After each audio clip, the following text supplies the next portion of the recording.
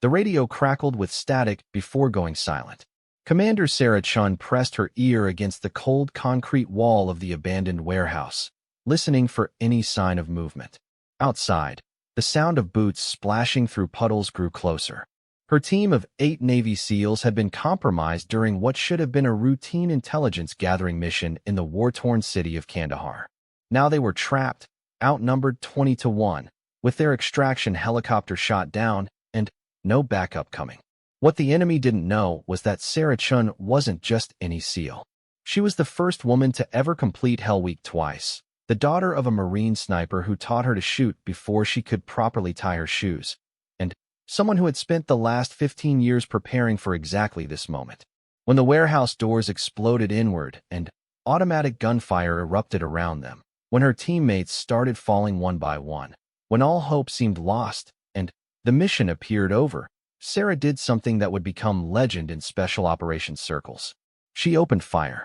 This is the story of how one woman's impossible shot changed the course of a war, saved her team from certain death, and proved that sometimes the most unlikely hero emerges when everything seems finished. It's a story about courage under pressure, the bonds forged in combat, and what happens when training meets desperation in the heat of battle. The enemy thought they had won. They thought the SEALs were finished. They were about to learn just how wrong they could be. The helicopter blades cut through the cold morning air as Sarah Chun adjusted her gear one final time. The mission briefing had been straightforward enough. Intelligence suggested that high-value targets were meeting in a compound on the outskirts of Kandahar. Her team's job was to get in, gather photographic evidence, and get out without being detected. Simple reconnaissance that should take no more than 4 hours from insertion to extraction. Sarah looked around at her team. Petty Officer Martinez was checking his camera equipment for the 3rd time, his nervous energy showing despite years of experience. Sergeant Thompson cleaned his rifle scope with methodical precision, the same ritual he performed before every mission.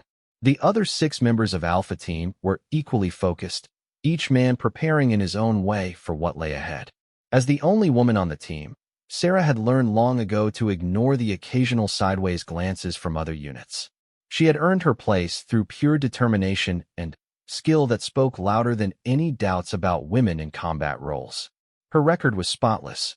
43 successful missions without a single casualty under her command. Her men trusted her completely, and she had never given them reason not to. The landscape below shifted from mountains to desert as they approached the target zone. The pilot's voice crackled through their headsets, informing them they were 15 minutes out. Sarah felt the familiar calm settle over her, the same feeling she experienced before every operation. Her mind went through the mission parameters one more time, visualizing each step of the plan. The compound they were targeting sat in a valley surrounded by rocky hills. According to satellite imagery, it consisted of 3 main buildings connected by covered walkways. Their intelligence indicated that the meeting would take place in the central structure, a 2-story building with a flat roof perfect for surveillance. The plan was to insert 2 clicks away, move in on foot under cover of darkness, establish observation positions, and document whatever activities took place. What their intelligence hadn't mentioned was the increased enemy patrol activity in the area. As their helicopter descended toward the landing zone, Sarah noticed lights moving in patterns that didn't match civilian traffic. Vehicle headlights were sweeping across roads that should have been empty at this hour. She keyed her radio to alert the pilot, but before she could speak, the aircraft shuddered violently. The distinctive whistle of incoming rocket-propelled grenades filled the air. Their pilot, Chief Warrant Officer Rodriguez, threw the helicopter into an evasive maneuver that sent everyone sliding across the cabin floor. Sarah grabbed onto a support strap as the aircraft banked sharply to the left, diving toward what looked like certain impact with the ground. Rodriguez pulled up at the last second, skimming over a row of abandoned vehicles. Sarah could see muzzle flashes from multiple positions on the ground. They had flown directly into an ambush. Someone had known they were coming. The helicopter took another hit, this time in the tail rotor. The distinctive whine of damaged machinery filled the cabin as Rodriguez fought to maintain control. Black smoke began pouring from the engine compartment, and Sarah knew they had minutes at most before they would be forced down. She immediately switched to crisis mode, her voice cutting through the chaos with calm authority. Each team member received specific instructions for emergency landing procedures. Martinez secured the sensitive camera equipment. Thompson prepared the weapons for immediate deployment upon landing. The others checked ammunition supplies and verified communication equipment. Rodriguez managed to keep them airborne long enough to reach a more defensible position, a cluster of abandoned buildings about half a mile from their original landing zone. The helicopter came down hard, skids scraping across concrete before the aircraft tilted sideways and came to rest against the wall of what had once been a warehouse. Sarah was the first one out, weapon ready, scanning for immediate threats. Her team deployed with practiced efficiency, establishing a defensive perimeter around the crash site. The sounds of approaching vehicles were getting closer, and she could see dust clouds in the distance indicating multiple enemy units converging on their position. Rodriguez was conscious but bleeding from a head wound. His left leg appeared to be broken, making immediate evacuation impossible. Sarah made the decision to establish a defensive position in the warehouse rather than attempt to move with an injured pilot across open ground. The building they had crashed next to was larger than it appeared from the air. The main floor was mostly empty except for scattered debris and a few pieces of abandoned machinery. Metal stairs led to an upper level that would provide better observation and fields of fire. Sarah positioned Thompson and two others upstairs while keeping the rest of the team on the ground level. As her men took their positions, Sarah tried to establish communications with their command center. The radio equipment had been damaged in the crash, producing only static and broken fragments of transmission. They were on their own until backup could be arranged, assuming anyone knew where they were. The first enemy vehicles arrived within 20 minutes of the crash. Sarah counted at least 6 trucks, each carrying armed fighters. Through her binoculars, she could see they were well-equipped and moving with military discipline. This wasn't a ragtag group of insurgents. These were trained soldiers who had been waiting for them. The enemy commander was smart enough not to rush the building immediately. Instead, his forces spread out in a wide circle, cutting off any escape routes while maintaining positions just outside effective rifle range. Sarah realized they were being set up for a siege. The enemy had time and numbers on their side. All they had to do was wait. She gathered her team leaders for a quick strategy session. Their ammunition supply was limited to what they carried on the mission. Water and medical supplies were also minimal since this was supposed to be a quick in and out operation. Rodriguez needed proper medical attention that they couldn't provide in the field.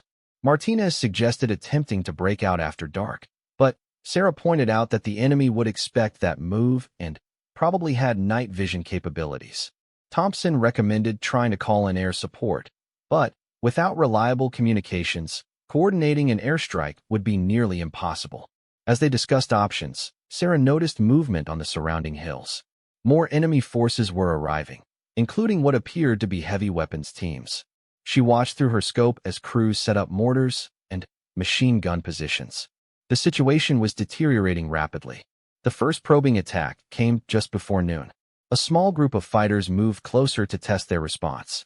Sarah held her fire, not wanting to reveal their positions or waste ammunition.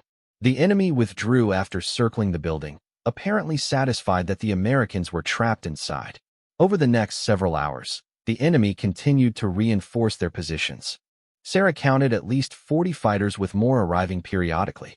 Radio intercepts suggested they were in communication with higher command, probably coordinating additional resources for what they expected to be the final assault. As afternoon turned to evening, Sarah knew their window for survival was closing. The enemy was patient, professional, and had overwhelming firepower advantage. Her team was trapped with limited supplies in a building that would become a tomb if they didn't find a way to break the siege. The breakthrough came from an unexpected source. Martinez, while examining the warehouse's upper level, discovered an old Soviet-era communications array that had been abandoned but might still be functional. Working with Thompson, they managed to jury-rig a connection to their damaged radio equipment. The signal was weak and intermittent, but Sarah managed to establish brief contact with their operations center. The news wasn't encouraging. Bad weather was preventing immediate helicopter support, and ground reinforcements were at least 8 hours away. They were told to hold their position and await extraction, but Sarah knew they didn't have 8 hours. As darkness fell, the enemy began their final preparations. Sarah could see teams moving into assault positions under cover of night. Floodlights were brought up to illuminate the warehouse, eliminating any advantage they might have had in darkness. The sound of diesel generators starting up indicated the enemy was settling in for a prolonged fight. Sarah made one last check of her team's positions and ammunition status. Each man had approximately 200 rounds remaining. Rodriguez was stable but weakening from blood loss. Their water was nearly gone, and food supplies had been exhausted hours ago. Standing at the window on the upper level, Sarah watched enemy fighters taking positions for what would undoubtedly be their final assault. She had led her team into an impossible situation, and standard tactical doctrine suggested surrender might be their only option for survival. But Sarah Chun had never been one to follow standard doctrine. As she studied the enemy positions through her rifle scope, her mind began working on a plan that was either brilliant or completely insane. The enemy had made one crucial mistake in their deployment, leaving a gap in their coverage that a skilled marksman might be able to exploit. She thought about her father, who had taught her that sometimes the most desperate situations required the most audacious solutions. She thought about her team, counting on her to find a way out. Most of all, she thought about the mission that had brought them here and the intelligence that suggested something much larger was at stake than just their survival. The enemy thought they had won. They thought the SEALs were finished. In a few hours, they would discover just how wrong they were. Sarah began making preparations for what would either be their escape or their last stand. Either way, she was determined to make it memorable. Dawn broke gray and cold over the warehouse, revealing the full extent of their predicament. During the night, the enemy had completed their encirclement, and Sarah could see at least 60 armed fighters positioned around the building. Sandbag fortifications had been erected at key points, and she counted 3 mortar positions that could devastate their location with indirect fire. Rodriguez's condition had worsened overnight. Despite Thompson's best efforts with their limited medical supplies, the pilot was showing signs of shock and internal bleeding. They needed to get him to a hospital within hours, not days. Sarah knew that waiting for rescue was no longer an option. The enemy commander had been busy as well. Sarah watched through her binoculars as a tall man in military fatigues moved between positions, checking preparations and issuing orders. His movements were confident and professional, suggesting significant combat experience. This wasn't going to be a disorganized assault by untrained fighters. Around mid-morning, a white flag appeared outside the main entrance. Sarah instructed her team to hold fire as a single enemy fighter approached the building. He stopped about 50 meters away and called out in accented English that they had 1 hour to surrender before the final attack began. Sarah considered the offer for exactly 10 seconds before declining through Thompson, who shouted back that they would fight to the last man. The messenger nodded as if he had expected this response and withdrew to the enemy lines. Sarah knew they had just committed themselves to what appeared to be a hopeless battle. She spent the next hour conducting a detailed analysis of the enemy positions, looking for any weakness that might be exploited. The enemy commander had done his job well. Every approach to the warehouse was covered by overlapping fields of fire. The building itself offered limited defensive advantages, with too many windows and doorways to cover effectively with their small force. However, Sarah's attention was drawn to something that might represent an opportunity.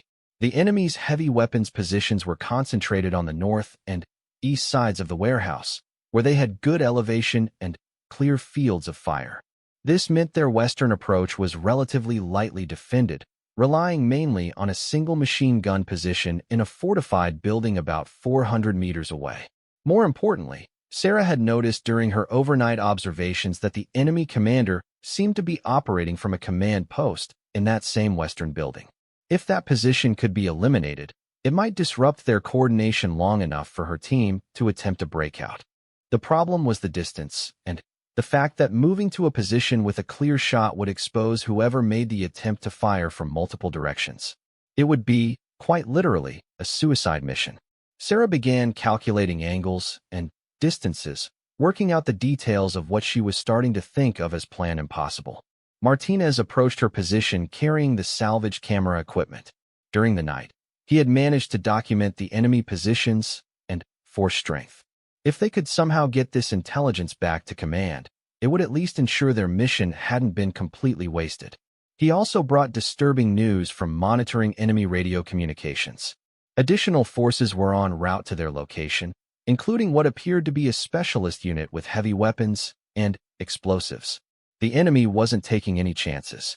They intended to ensure no Americans survived this engagement. Sarah realized their window was closing even faster than she had thought.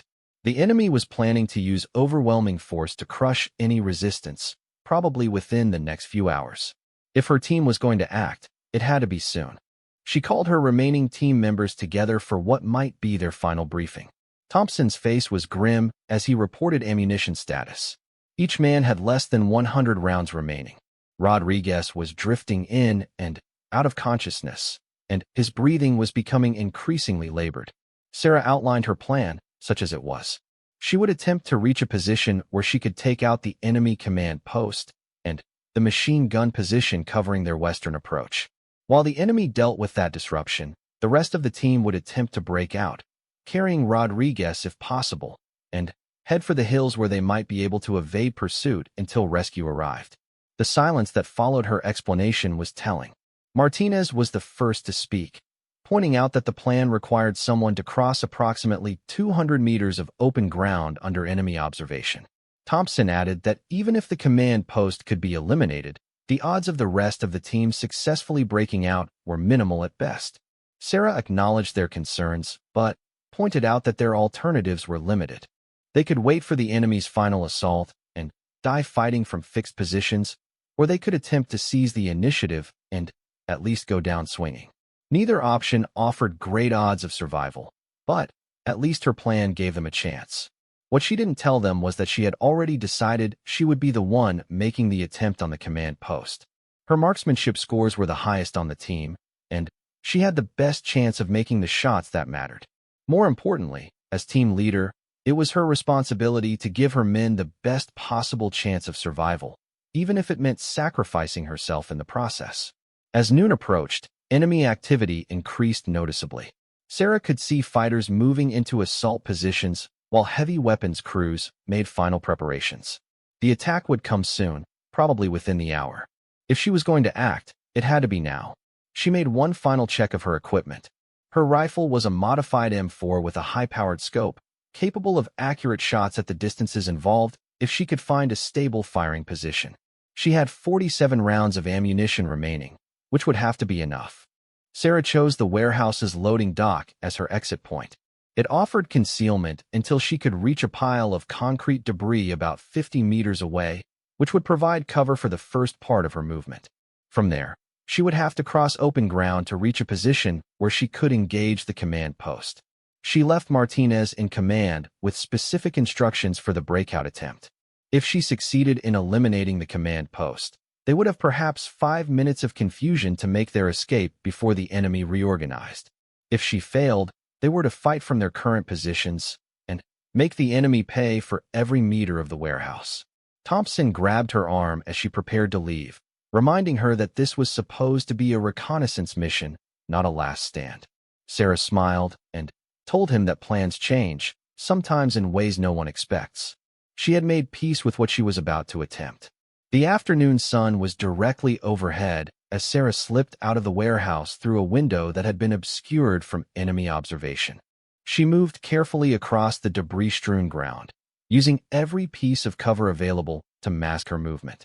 So far, the enemy seemed focused on their preparations for the main assault and hadn't noticed her departure from the building.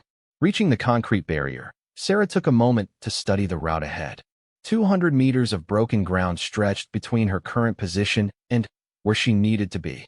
About halfway across was an abandoned vehicle that might provide temporary cover, but the final 100 meters would be completely exposed. She thought about her father's advice about patience being a sniper's greatest asset. He had taught her that rushing a shot was the fastest way to miss, and missing usually meant dying. But he had also taught her that sometimes boldness succeeded where caution failed. Sarah began her movement across the open ground, staying low and moving fast between whatever cover existed. 50 meters. 100 meters. She could hear voices from the enemy positions, but no indication that she had been spotted. The abandoned vehicle provided a moment's respite as she caught her breath and prepared for the final sprint. As she left the cover of the vehicle, a shout went up from one of the enemy positions. She had been spotted. Automatic weapons fire began cutting through the air around her, bullets snapping past her head and striking the ground at her feet. Sarah ran harder than she had ever run in her life, covering the remaining distance in bounds that would have impressed her old track coaches. She threw herself behind a low stone wall just as concentrated fire began chewing chunks out of the barrier. Sarah was now in position, but her presence was definitely known to the enemy. She would have minutes at most before they organized a response that would overwhelm her makeshift fighting position. Sarah set up her rifle and acquired her first target, the machine gun position that had been controlling the western approach. Through her scope, she could see the gun crew frantically trying to traverse their weapon to engage her new position. The range was just over 300 meters, well within her capability if she could steady her breathing and heart rate. The first shot took the machine gunner center mass, dropping him instantly. Sarah immediately shifted to the assistant gunner, who was attempting to take over the weapon. The second shot was equally effective, eliminating the immediate threat from that position. Now for the command post. Through her scope, Sarah could see figures moving inside the building, and she caught a glimpse of the enemy commander she had been observing. The range was longer, nearly 400 meters, and the target was partially concealed by the building structure. Sarah controlled her breathing and waited for her opportunity. The enemy commander appeared in a window, apparently trying to coordinate a response to her attack. Sarah had one chance for a shot that would matter. She squeezed the trigger with the same steady pressure her father had taught her 20 years ago. The shot was perfect. Through her scope, Sarah watched the enemy commander collapse backward, struck in the upper chest. Immediately, the coordinated enemy activity she had been observing began to break down as subordinate leaders tried to determine what was happening and who was now in charge. But Sarah's position was being bracketed by return fire from multiple directions.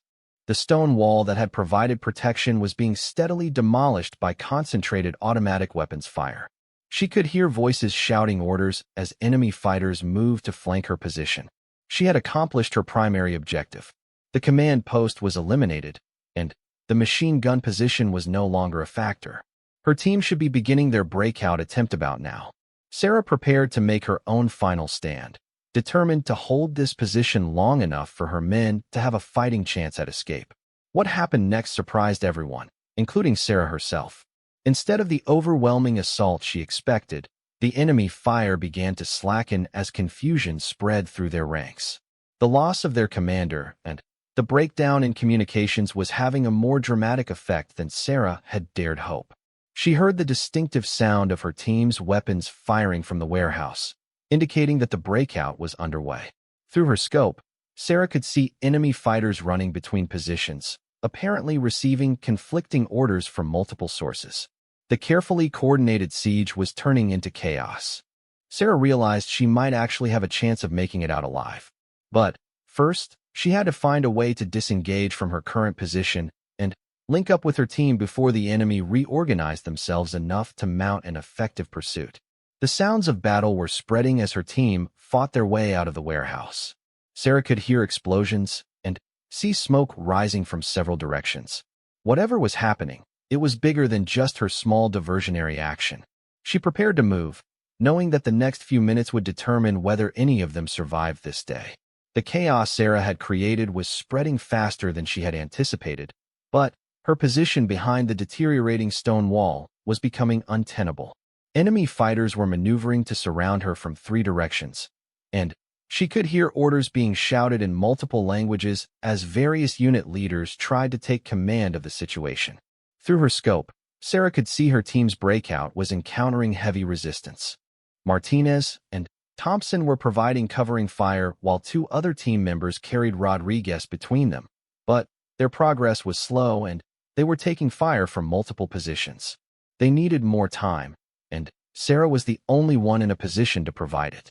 She shifted her attention to the enemy mortar positions that posed the greatest threat to her escaping team. The crews were frantically trying to adjust their weapons to engage targets that were now moving instead of stationary. Sarah realized that eliminating those mortar teams might give her men the edge they needed. The first mortar position was approximately 350 meters away, positioned on a small rise that gave them excellent observation of the surrounding area. Sarah could see 3 men working the weapon, with what appeared to be a significant ammunition supply stacked nearby. If she could hit that ammunition, Sarah adjusted her scope for the longer distance and waited for the right moment. One of the mortar crew members moved directly in front of the ammunition stack, giving her a perfect shot. She exhaled slowly and squeezed the trigger, watching through her scope as the round struck the man's center mass, spinning him into the stacked mortar rounds. The secondary explosion exceeded her wildest expectations. Apparently, the enemy had stored much more ammunition at that position than she had realized. The blast created a fireball that rose 30 meters into the air, and Sarah could feel the shock wave even from her distant position. The entire mortar crew was eliminated instantly, along with several fighters who had been using the position for cover. The explosion had an immediate effect on enemy morale. Sarah could see fighters abandoning positions near the remaining mortar crews, apparently afraid of similar ammunition explosions. The coordinated nature of their assault was breaking down as individual units began making decisions based on local concerns rather than overall tactical objectives. But Sarah's dramatic success had also pinpointed her location for every enemy fighter in the area. Automatic weapons fire began converging on her position from multiple directions, and she could see teams of fighters moving to flank her stone wall fortress. She had perhaps 2 minutes before they would be close enough to eliminate her with grenades or close assault. Through the chaos, Sarah heard a sound that sent her heart racing, the distinctive whine of incoming jet engines. She looked up to see 2 F-16 Fighting Falcons approaching at low altitude, apparently responding to the emergency communications her team had managed to transmit earlier. The lead aircraft began its attack run on the largest concentration of enemy vehicles, unleashing a devastating barrage that turned the enemy's main staging area into a sea of flames and twisted metal. The psychological effect was immediate and dramatic. Enemy fighters who had been confidently maneuvering to assault Sarah's position suddenly found themselves running for cover as American air power entered the equation. Sarah used the distraction to begin moving from her compromised position. She could see her team had made significant progress toward the hills during the confusion, but they were still taking sporadic fire from enemy positions that had survived the air attack. Rodriguez appeared to be unconscious, making their movement even more difficult. As she moved from cover to cover, Sarah realized that her team's escape route would take them directly past a fortified position that commanded the approach to the hills.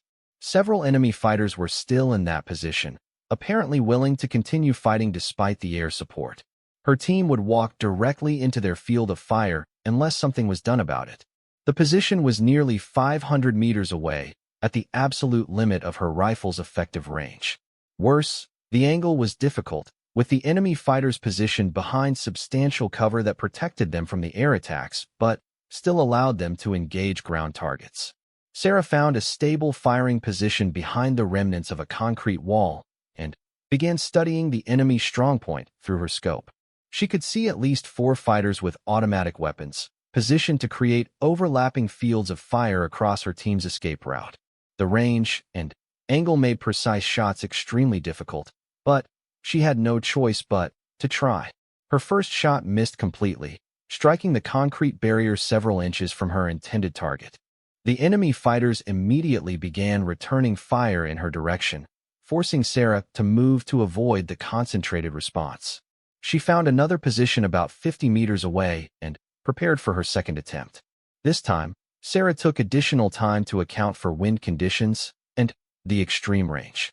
Her second shot struck the edge of the enemy position, but didn't eliminate any of the fighters. However, it did succeed in getting their attention, causing them to focus on her instead of her escaping team members. Sarah realized she was engaged in a classic sniper duel, trying to eliminate enemy marksmen who were actively hunting her while she attempted to do the same to them. The difference was that she was outnumbered 4-1 and had limited ammunition remaining. Her third shot found its mark, striking one of the enemy fighters and causing him to fall backward out of sight. The remaining 3 fighters immediately shifted positions, making it much more difficult for Sarah to acquire clear targets.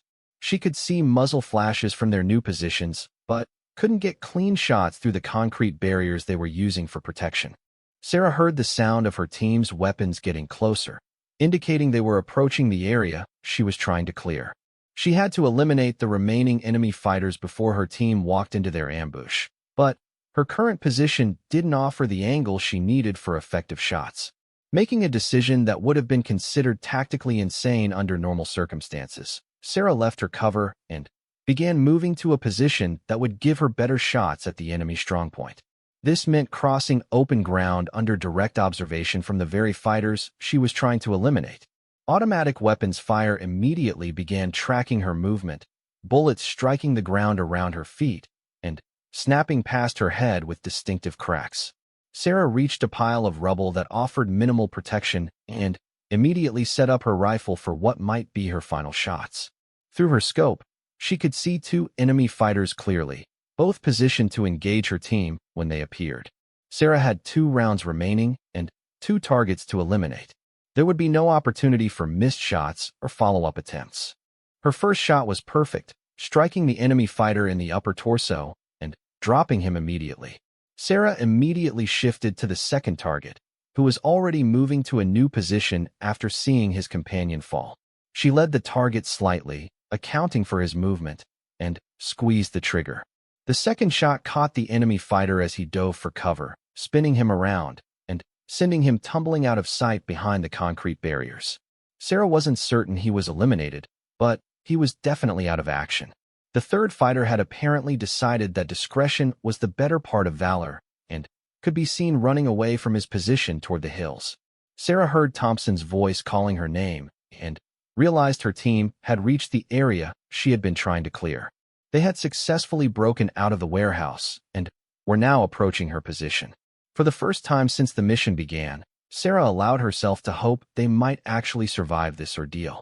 Martinez appeared first, moving tactically from cover to cover as he scanned for remaining threats. He was followed by Thompson and the 2 team members carrying Rodriguez, who was still unconscious but appeared to be breathing regularly.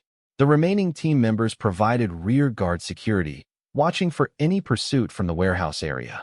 Sarah joined her team as they consolidated their position and prepared for the final movement to the extraction point. The sounds of jet engines overhead indicated that air support was still available, and she could see additional smoke columns rising from various points around the former siege area. Thompson reported that their improvised communications array had managed to get through to command long enough to provide their location and situation report. A rescue helicopter was en route and should reach them within 30 minutes if they could get to the designated landing zone about 2 kilometers away. The movement to the extraction point turned into a running battle as scattered enemy fighters attempted to intercept them. Sarah found herself serving as both rear guard and point scout, using her sniper skills to eliminate threats before they could effectively engage her team. Her ammunition was completely exhausted, forcing her to rely on her sidearm for the final portion of their escape. As they climbed into the hills, Sarah could see the extent of the destruction behind them. The warehouse area was completely ablaze, and burning vehicles dotted the landscape. The airstrikes had been devastatingly effective, breaking up the enemy concentration that had seemed so overwhelming just hours before. The sound of helicopter rotors ahead indicated their ride home was approaching. Sarah felt a mix of relief and exhaustion as she realized they were actually going to make it out alive. Rodriguez was still unconscious but stable, and while several team members had minor wounds, no one had been seriously injured during the breakout. As the rescue helicopter settled into the landing zone, Sarah reflected on the events of the past 24 hours. A routine reconnaissance mission had turned into a desperate fight for survival, and somehow they had emerged victorious against overwhelming odds. Her impossible shots had created the chaos necessary for their escape, but it was teamwork and determination that had ultimately saved them. Thompson helped load Rodriguez into the helicopter while Martinez secured their captured intelligence materials. Sarah was the last one to board, taking one final look at the battlefield where they had been trapped. The enemy had learned the hard way that writing off American Special Operations Forces was always premature. As the helicopter lifted off, Sarah realized that their story was far from over. The intelligence they had gathered during their ordeal would need to be analyzed, and questions would certainly be asked about how a routine mission had turned into such a significant engagement. But, for now, she was content to know that her team was safe and heading home. The enemy had thought the SEALs were finished. They had been spectacularly wrong. Sarah settled back in her seat as the helicopter gained altitude, already knowing that this mission would become part of Special Operations legend. Sometimes the most impossible shots were the ones that mattered most. The medical bay at Bagram Airfield buzzed with activity as Rodriguez was wheeled into surgery. Sarah paced the corridor outside, still wearing her combat gear, unable to shake the adrenaline that had kept her alive for the past 36 hours. Thompson sat nearby, methodically cleaning his rifle for the third time since their return, a habit Sarah recognized as his way of processing stress.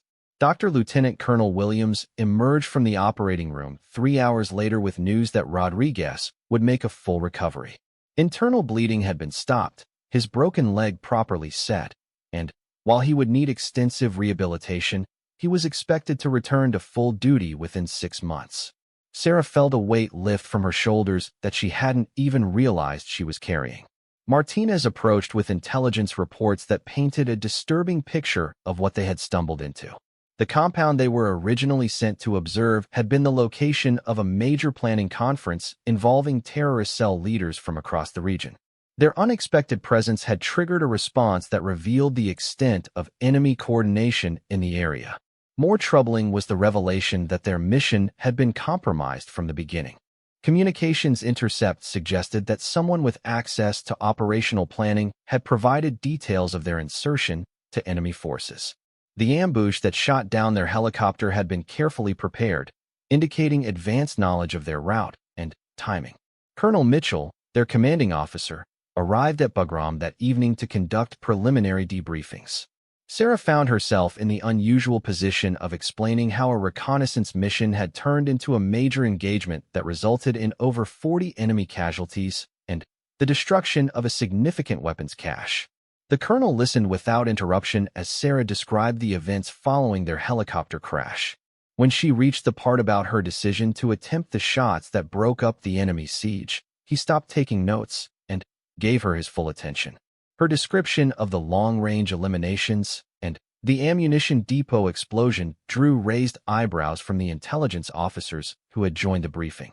Thompson and Martinez corroborated her account, providing additional details about the breakout and the effectiveness of the air support that had ultimately secured their escape. The captured photography and electronic intelligence they had managed to salvage provided valuable confirmation of enemy capabilities and organization. What emerged from the debriefings was a picture of enemy sophistication that exceeded previous intelligence estimates. The forces that had besieged them were well-equipped, professionally trained, and operating under unified command. This wasn't the work of scattered insurgent groups, but rather a coordinated military operation. Sarah learned that her emergency communications had triggered a much larger response than just the air support that had saved them. Special operations forces throughout the region had been placed on high alert, and intelligence assets had been redirected to monitor enemy communications. Her team's ordeal had provided valuable insights into enemy capabilities and intentions. The following morning brought visitors from Washington. Sarah found herself being interviewed by officials whose credentials suggested involvement with agencies that officially didn't exist. Their questions focused primarily on her long-range shooting performance and the tactical decisions that